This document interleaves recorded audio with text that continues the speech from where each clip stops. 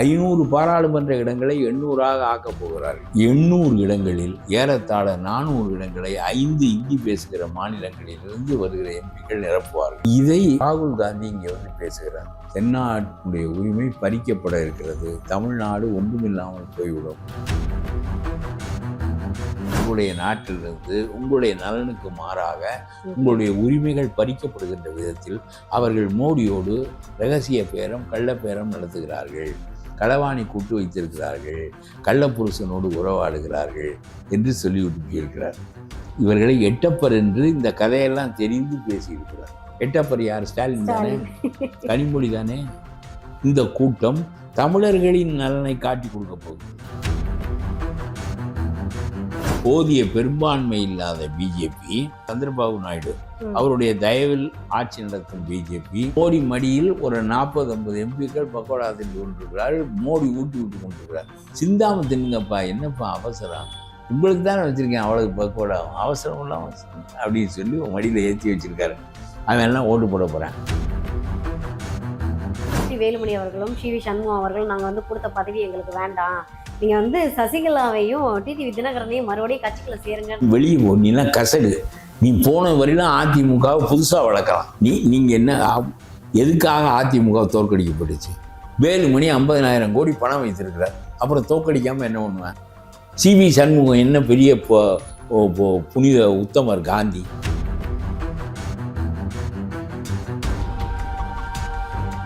Credit card ஓவர் டியூவா, multiple EMI ஸ்ட்ரெஸ்ஸா? இனி ஒரே இஎம்ஐல ஈஸியா மேனேஜ் பண்ணலாம். Power of one EMI.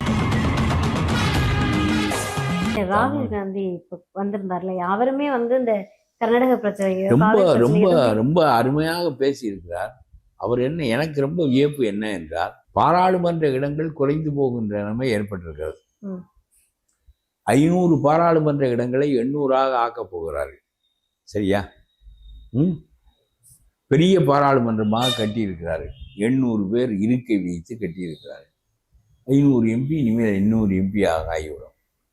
அப்படியானால் தமிழ்நாட்டில் 10 எம்பி கூடும், 39 எம்பி 49 எம்பி ஆகும். ஏனென்றால் மக்கள் தொகை அடிப்படையில் வருகிறது.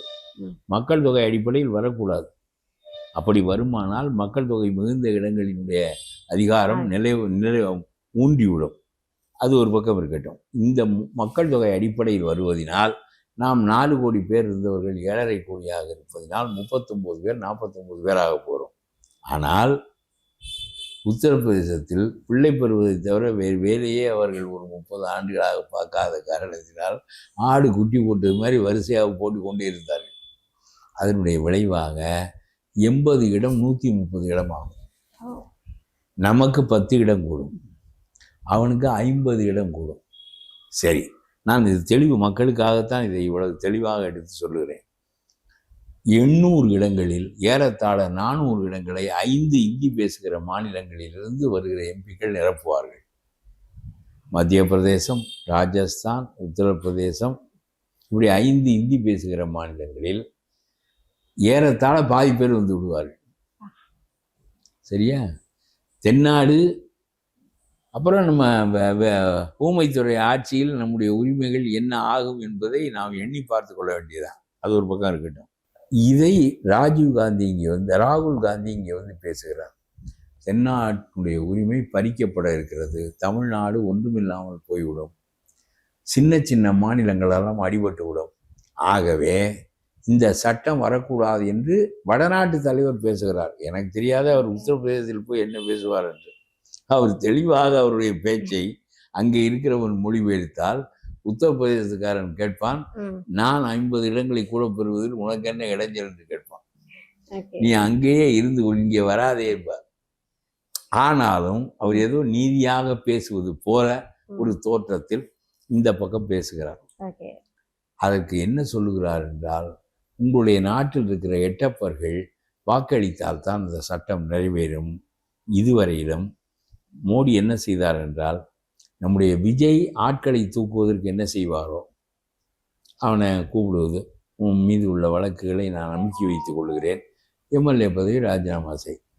இந்த குட்கா விஜயபாஸ்கர் புதுக்கோட்டை, அப்புறம் பேருந்து விஜயபாஸ்கர் கரூர், எல்லாம் ராஜினாமா செய்வார்கள். அப்புறம் 30 கோடி 20 கோடி சில எம்எல்ஏக்களுக்கு ராஜினாமா செய்த எல்லாரும் ஊழல் வழக்கில் சம்பந்தப்பட்டவர்களுக்கு ஊழல் வழக்குகள் அழுத்தி வைத்துக் கொள்ளப்படும். நீங்கள் பதவியை ராஜினாமா செய்து கொள்ளுங்கள், எங்களுடைய ஆட்கள் நின்று வருவதற்கு வசதியாக. அதற்காக உங்களுக்கு என்ன வேண்டுமென்றால் வழக்குகள் தலை தூக்கக்கூடாது, வழக்குகளை நான் அமைத்துக் கொள்கிறேன். இப்படி ஒரு பேரம் பேசி எப்படி விஜய் ஆட்கள் சேர்க்கிறாரோ அதே முறையை அமித்ஷா கையாளுகிறார். நீங்கள் எங்களோடு சேர்ந்தால் உங்களுடைய வழக்குகள் அழுத்தி வைக்கப்படும், உங்களுக்கு பணம் வேண்டுமென்றால் பணம் தருகிறோம், வழக்குகள் அழுத்தப்பட வேண்டுமென்றால் நாங்கள் அழுத்தி வைத்துக் கொள்கிறோம், உங்களுக்கு வேறு ஏதாவது பதவிகள் வேண்டும் மத்திய அரசாங்கத்திலே கடுமையான பதவிகள் என்றால் நாங்கள் தருகிறோம், பணம் வேண்டுமென்றால் தருகிறோம், எப்படி வேண்டுமானாலும் செய்து கொள்ளுங்கள், எங்களிடம் வாருங்கள். அப்படி மம்தா கட்சியில் பாதி பேர் 50 பேருக்கு மேலாக இப்பொழுது நம்முடைய மோடி மடியில் உட்கார்ந்து பக்கோடா தின்று கொண்டிருக்கிறார்கள். இந்த தாக்கரே கட்சியில் கொஞ்சம் பேர் அவன் எனக்கும் இடவிட சொல்லுங்க அப்படின்னு சொல்லி அவனும் போய் மோடி மடியில் ஏறி உட்கார்ந்துருக்கேன். மொத்தம் ஒரு 50-60 பேரை பிடிச்சிட்டாங்க. இப்போ போதிய பெரும்பான்மை இல்லாத பிஜேபி சந்திரபாபு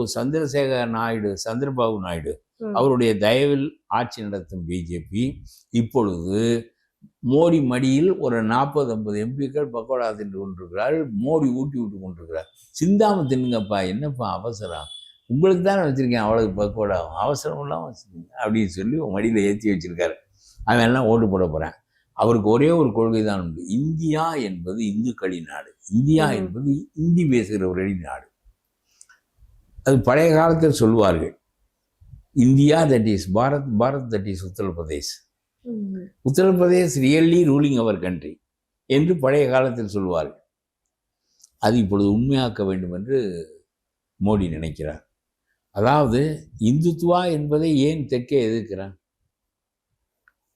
அவனுடைய எண்ணிக்கையை குறைத்து நாம் இந்த சட்டத்தை நிறைவேற்றி விட்டால் 2/3 பங்கு பெரும்பான்மை வேண்டும். அதற்கு இப்பொழுது ஸ்டாலின் உதவப் போகிறார் என்பதினாலே இவரை எட்டப்பர் என்று ராகுல் காந்தி சொல்லிவிட்டு போயிருக்கிறார். தமிழ்நாட்டுக்கு வந்து சில எட்டப்பர்கள் உங்களுடைய நாட்டிலிருந்து உங்களுடைய நலனுக்கு மாறாக உங்களுடைய உரிமைகள் பறிக்கப்படுகின்ற விதத்தில் அவர்கள் மோடியோடு இரகசிய பேரம் கள்ளப்பேரம் நடத்துகிறார்கள், களவாணி கூட்டு வைத்திருக்கிறார்கள், கள்ளப்புருஷனோடு உறவாடுகிறார்கள் என்று சொல்லிவிட்டு போயிருக்கிறார். இவர்களை எட்டப்பர் என்று இந்த கதையெல்லாம் தெரிந்து பேசியிருக்கிறார். எட்டப்பர் யார்? ஸ்டாலின் தானே, கனிமொழி தானே. இந்த கூட்டம் தமிழர்களின் நலனை காட்டி கொடுக்க போகிறது. யாரெல்லாம் இந்துத்துவாவுக்கு எதிராக பேசினார்களோ, சனாதன தர்மத்துக்கு எதிராக பேசினார்களோ, அவர்களெல்லாம் இப்பொழுது சனாதன தர்மம் இந்த மண்ணில் நிலைப்பதற்கும் இந்துத்துவா கால் ஊன்றுவதற்கும் இந்தி பேசுகிற மக்களின் நாடாக இந்தியாவை ஆக்குவதற்கும் துணை புரிவதற்கு இந்தியை வாழ்நாளெல்லாம் எதிர்த்த தமிழனுக்காக பேசுவதாக சொன்ன ஸ்டாலின் போயிருக்கிறார் என்றால், இப்பொழுது ஸ்டாலின் என்பது கருணாநிதி வைத்த பெயர், எட்டப்பர் என்பது ராகுல் வைத்த பெயர். பேர் வச்சுட்டீங்க, வந்ததுல இருந்து எல்லாருக்கும் பேர் வச்சுட்டே இருக்கீங்க. யார்? நான் வைக்கல, அது எட்டப்பர்னு அவரு. நான் நீங்க ஊமதுரைன்னு அப்புறம் பேசினால்தானே, பேசாதவர்களை ஊமதுரை என்று தானே சொல்ல முடியும். பேசுகிறவர்களாக இருந்தால் நம்ம பெரிய நாவலர் என்று சொல்லலாம். என்ன, பேசாதவர்களை நாம் ஊமைத்துறை என்று சொல்லுகிறோம். வேற என்ன செய்வது? நீ பேசாததினால் தமிழர்களின் நலன் பாதிக்கப்படுகிறது என்பதனாலே நாங்கள் சீற்றம் கொள்கிறோம். நீ சும்மா வாயை இரிக்க மூடிக்கொண்டிருந்தால் பாராளுமன்ற தொகுதி வரையறைகளின் மூலம் தமிழ்நாடு உரிமையை இழந்துவிடும். நீ வாயை மூடிக்கொண்டிருந்தால் தீர்ப்பாணையம் கையிலே அதிகாரம் இருக்க வேண்டும், எதற்காக சிவசங்கர் கையிலே கொடுக்கிறாய், சிவகுமார் கையிலே கொடுக்கிறாய் என்று கேட்க வேண்டிய நீ வாயை மூடிக்கொண்டிருந்தால் எங்களுடைய நலனுக்காக யார் பேசுவது? அதிகாரம் உன் கையிலே இருக்கிறது. நீ பேசினால்தான் கேட்கும், ஏனென்றால் நீ அதிகாரத்தின் பீடத்தில் இருக்கிறாய். நீ பேசவில்லை என்று சொன்னால் எங்களுடைய நலன்கள் பாழாகி போயிடும். இப்பொழுது காங்கிரஸ்காரன் அரசியல் நிர்ணய சபையில் சரியாக பேசாததினால் இந்தி மொழியினுடைய ஆதிக்கம் வந்தது போல, இப்பொழுது இந்தியா என்பது இந்தி பேசுகிறவர்களால் ஆளப்படுகின்ற நாடாக இருக்கும். நாமெல்லாம் எப்படி இலங்கை என்பது சிங்களவர்களின் நாடோ, அதுபோல இந்தியா என்பது இந்திக்காரர்களின் நாடாக ஆகும். ஜனநாயகம் என்பது அதுதான். It is always based on majoritarian rule. ஆகவே ஜனநாயகம் ஒரு கேவலமான அமைப்பு. அது எண்ணிக்கை உடையவன் வாய்க்குத்தான் அது வழிவகுக்குமே தவிர, நான் தான் சொன்னேன், சிங்களவர்களின் நாடு என்று ஆக்கியது ஜனநாயகம். சிங்களவன் நாடாளுவான், தமிழன் அடிமையாக இருப்பான் என்பதை ஜனநாயகம் தான் செய்கிறது. அது எண்ணிக்கை ஒன்று தான் ஜனநாயகத்துக்கு தெரியும். It depends upon numerical strength. Democracy is a majoritarian rule. அது நல்ல அமைப்பு என்று சொல்ல முடியாது, வேற வழி இல்லை. ஏதோ ஒரே ஒரு நல்லது இருக்கிறது, ஆட்சியை மாற்ற முடியும். அதில் இப்போ இந்த ஸ்டாலினை மாற்றினோமே, அதான் அதனுடைய ஒரே ஒரு நன்மை. வேறு எல்லாம் முட்டாள்கள் நாடாளுவார்கள், முட்டாள்கள் மந்திரியாக இருப்பார்கள், முட்டாள்கள் மக்களின் நலனை கெடுப்பார்கள், முடித்த பிறகு இவர்கள் வீட்டுக்கு அனுப்பப்படுவார்கள். வீட்டுக்கு அனுப்பப்படுகின்ற வாய்ப்பு ஜனநாயகம் நமக்கு தருகிறது. அது ஒன்று தான் நன்மை. அதிமுக மறுபடியும் போர்க்கொடி தூக்குதா அப்படின்ற ஒரு பெரிய கேள்வி வந்திருக்கு. ஏன்னா எஸ்பி வேலுமணி அவர்களும் சி வி சண்முகம் அவர்களும் நாங்கள் வந்து கொடுத்த பதவி எங்களுக்கு வேண்டாம், நீங்கள் வந்து சசிகலாவையும் டிடிவி தினகரனையும் மறுபடியும் கட்சிக்குள்ள சேருங்க. அதாவது ஆகாத வெளியே போனா கசடு. நீ போன வரையிலும் அதிமுகவை புதுசாக வளர்க்கலாம். நீங்கள் என்ன எதுக்காக அதிமுக தோற்கடிக்கப்பட்டுச்சு? வேலுமணி 50,000 கோடி பணம் வைத்திருக்கிறார், அப்புறம் தோற்கடிக்காமல் என்ன பண்ணுவேன்? சி வி சண்முகம் என்ன பெரிய புனித உத்தமர் காந்தி? எல்லாம் பூரா அவ்வளவு பேரும் நீங்கள் திமுக காரன் செஞ்சதில் பாதி செஞ்சா நீனும். அப்புறம் அவன் இந்த கட்சியும் அவன் அதுக்கு மாற்று இது என்று கருதாமல் இதற்கு மாற்று விஜய் என்று கருதியதற்கு காரணம் வேலுமணி, சி வி சண்முகம், இந்த குட்கா விஜயபாஸ்கர், அந்த விஜயபாஸ்கர், இது மாதிரி அயோக்கியர்கள் இந்த கட்சியில் பெருங்கொள்ளை அடித்த காரணத்தினால் இதை மாற்று கட்சியாக ஏற்கவில்லை. ஒழுங்காக ஒரே ஒரு வருஷம் ஒழுங்காக நாடாண்டார், 4 வருஷம் நாடாண்டார், 2 வருஷம் கொரோனாவின் பாதிப்பு 3வது வருஷம், 1 வருஷம் ஏறி உட்கார்ந்த வருஷம் ஏதோ பண்ணார் அவர். ஏதோ இந்த ஜெயலலிதா இல்லாமல் இவ்வளவு பெரிய கட்சியை அப்படி செலுத்தி கொண்டு வந்தார். அதை விட்டுவிட்டு இப்போ சின்னம்மா அவங்கள கூப்பிட்டா சரியாக போயிடும். அது எதுக்கு? அந்த அம்மா போய் தனியாக நின்று இந்த கட்சியை தோற்கடிக்கிறது. இவங்க எல்லாரும் காணாமல் போயிட்டாங்க. விஜய் வந்துட்டார். நீ போய் அதிமுகவை தோற்கடிப்பதற்காக நான் தனி கட்சி, தனி வேட்பாளர்கள் நிறுத்துகிறேன் என்று சொன்னது என்ன சிறந்த அரசியல்? இது என்ன யோசனை? அதிமுகவை தோற்கடித்து ஆக போகுது என்ன? தோற்கடிக்கப்பட வேண்டியது யாரை? இந்த மாதிரி ஒரு அரசியலில் முதிர்ச்சி இல்லாமல் நம்ம சாதாரண கிராமங்களில் நடக்கிற சண்டை மாதிரி அரசியல் ஆக்கினால், அதில் பப்ளிக் இன்ட்ரெஸ்ட் இல்லாவிட்டால், பொது நலன் அதில் மேற்கொள்ளப்படாவிட்டால் என்ன ஆகும்?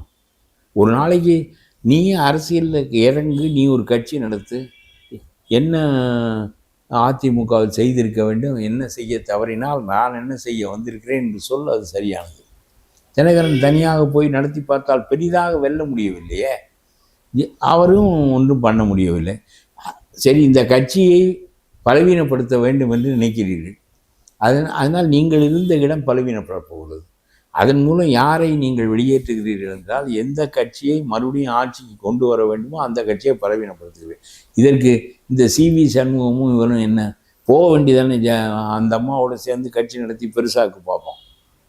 எல்லாரும் பணம் வைத்திருக்கிறீர்கள். உங்களால் தானே தோற்றது என்று நான் சொல்கிறேன். சி வி சண்முகம், வேலுமணி, குட்கா பாஸ்கர் இவர்களெல்லாம் இல்லாவிட்டால் அதிமுக தோற்காது. தொண்டன் என்ன தப்பு செய்தான்? இன்றைக்கும் தொண்டன் அப்படியே இருக்கிறானே. உங்களால் தானே தோற்றது. நீங்கள் வெளியேறினால் நல்லதா இல்லையா? ஆனா இவங்க யாருமே அவங்கவுங்க தொகுதியில தோக்கல. எங்க அது இதை விட மோசமானவெல்லாம் தோக்கல. சேகர் பாபு தோத்தாரா? அதனால அது உதயநிதி தோத்தாரா? அங்கே முஸ்லீம் ஓட்டு வந்து தோக்கலை, அவ்வளோதானே தவிர இன்னுமே முஸ்லீம் ஓட்டுலாம் இந்த பக்கம் போயிடும். அப்புறம் முஸ்லீம் தொகுதியில் என்ன சைப்பர் தான் எல்லாம் தாவேக்க பக்கம். ஆமாம் ஆமாம் ஆமாம் ஆமாம் ஆமாம் ஆமாம் அதெல்லாம் அது ஒரு பக்கம் இருக்கட்டும். என்ன இவர்கள் பேசி அவரை சேர்த்துக்கொள், இவரை சேர்த்துக்கொள், எதையாவது ஒன்றை பேசி கொண்டிருக்க வேண்டிய இந்த பத்திரிகைக்காரனுக்கு காசு கொடுத்தா போடுறேன். ரொம்ப பத்திரிகைகள்லாம் கேவலம். அதாவது ஒரு அறிவாக பேசுகிறானா, அறிவான செய்தியை மக்களிடம் கொண்டு போகிறாமாங்கிறதெல்லாம் இல்லை. சும்மா இவனை பற்றி 2 நாளைக்கு பரபரப்பு, அவனை பற்றி 2 நாள், அப்புறம் அவ்வளோதான். அதிமுகவுக்கு மூடு விடா. இது அப்புறம் ஏன் மூடவில்லை என்று கேட்டால் அது தெரியல. அப்புறம் வேற ஒன்று பேசுவான். பத்திரிகைகளே தகுதியாக இல்லை. ஆங்கில செய்தித்தாள்கள் தான் ஓரளவுக்கு தரத்தோடு நடக்கின்றனவே தவிர, கொஞ்சம் இந்த தினமணி எல்லாம் இந்த பழைய தேசிய தன்மைகளோடு நடத்துகிறார்கள். இன்னும் மக்களை வழி நடத்துகின்ற வகையில் செய்திகள் போக வேண்டும். நீங்கள் you have to educate the people. சும்மா விளம்பரங்களுக்காக பத்திரிகை நடத்துகிறீர்கள். அது ஒரு தொழிலாக நடத்துகிற காரணத்தினால் அந்த பழைய காலத்தில் சுதேசமுத்திரம் நடத்தப்பட்ட காலத்தில் அந்த சுதேசமுத்திரம் நடத்துவதற்கு என்ன நோக்கம் இருந்தது? ஹிந்து பத்திரிகை தொடங்கப்பட்ட போது அதுக்கு என்ன நோக்கம் இருந்தது? To send the British out. அப்படி ஒரு கொள்கை இருந்தது. ஒன்றும் இல்லை. இப்போ சும்மா எல்லாம் இவர்களுக்கு விளம்பரம் வேண்டும். ஒரு வார பத்திரிகை 50 விளம்பரம் கொடுப்பான் ஸ்டாலினுடைய பிறந்தநாள் விழாவுக்கு. அப்புறம் எப்படி அவன் ஸ்டாலினை பற்றி பேசுவான்? ஒவ்வொரு விளம்பரமும் 1 லட்சம், 1/2 லட்சம், 50,000. அது 6 மாதம் அந்த பத்திரிகை நடக்கிறதுக்கு லாபம் தான். அதாவது பத்திரிகைகள் அவையெல்லாம் ஃப்ரீ ப்ரெஸ் என்பதற்கு பொருளே இல்லை. No free press at all. ஜுடிஷரியே என்ன இந்த நாட்டில் எவ்வளவு குற்றங்கள் நடந்து கொண்டிருக்கின்றன? எந்த மந்திரியை தண்டித்து உங்களால் உயிரை வைக்க முடிந்தது? எந்த மந்திரிகள் ஊழல் செய்வதற்கு அஞ்சுகிறார்கள்? பொன்முடி 3 வருஷம் தண்டனை, அவர் சம்சாரத்துக்கு 3 வருஷம் இவருக்கு கொடுத்தோம். அந்த அம்மா பாவம், அது என்ன குற்றம் செஞ்சிச்சு? இந்த ஆளை மணந்து கொண்டதுனால, இந்த ஆளை சொத்தை அவ பேரில் எழுதி வச்சதுனால அவளும் ஜெயிலுக்கு போக வேண்டியிருக்கு. அந்த அம்மாவும் பாவம். என்ன அதனால இந்த மாதிரி தான் நம்முடைய அரசியல்வாதிகள். இவர்கள் பேசுகிறப்ப தாங்க முடியவில்லை. சீமா பெரிய அறிவாளி. அப்புறம் இந்த மறுபடியும் நான் இடைத்தேர்தலில் நிற்கணும்னு வெறியா இருக்கேன்னு இருக்காருயா. எந்த அளவுலையாவது நிற்கட்டும். இந்த மாதிரி தரத்துக்கு தானே அரசியல் விட்டது. அதாவது எதிர்கட்சி என்பது ஒரு காலத்தில் ராமமூர்த்தியினுடைய கம்யூனிஸ்ட் கட்சி, இன்னொரு காலத்தில் அண்ணாவினுடைய திமுக, எல்லா சோசியலிஸ்ட் கட்சிகளும் இருக்கும். ஆலமரத்து சோசியலிஸ்ட், குடிசு. நான் சின்ன பிள்ளையா இருக்கிறது சோசியலிஸ்ட்னா எந்த சோசியலிஸ்ட்? ஆலமரத்து சோசியலிஸ்டா, குடிசை சோசியலிஸ்டா? அவனுக்கு சின்ன குடிசை, இவனுக்கு சின்ன ஆலமரம். அவ்வளவு சோசியலிசம் பேசுவார்கள். Congress socialistic pattern of society என்பதை ஆவடியில் தீர்மானமாக நிறைவேற்றினார்கள். Socialistic pattern. அவர்களெல்லாம் சோசியலிஸ்ட் பார்ட்டி, இவர்களெல்லாம் சோசியலிஸ்ட் பேட்டர்ன் ஆஃப் சொசைட்டி. அப்படியெல்லாம் கொள்கை பேசிய காலம் போய் என்ன ஒரு கொள்கையும் இல்லை. பணம் வைத்திருக்கிறாயா? முதல்ல அதை வச்சு கொண்டு you can purchase oats, you can become an MLA. அப்புறம் you can exploit the government treasury. அதை போல் 10 மடங்கு 100 மடங்கு சம்பாதித்து விடலாம். எல்லாம் வெறும் ஆளுங்க. இந்த சிவி சண்முகத்தினுடைய பழைய வரலாறு என்ன? வேலுமணியினுடைய பழைய வரலாறு என்ன? நீ எல்லாம் எதற்கு அரசியல் பேசுகிற?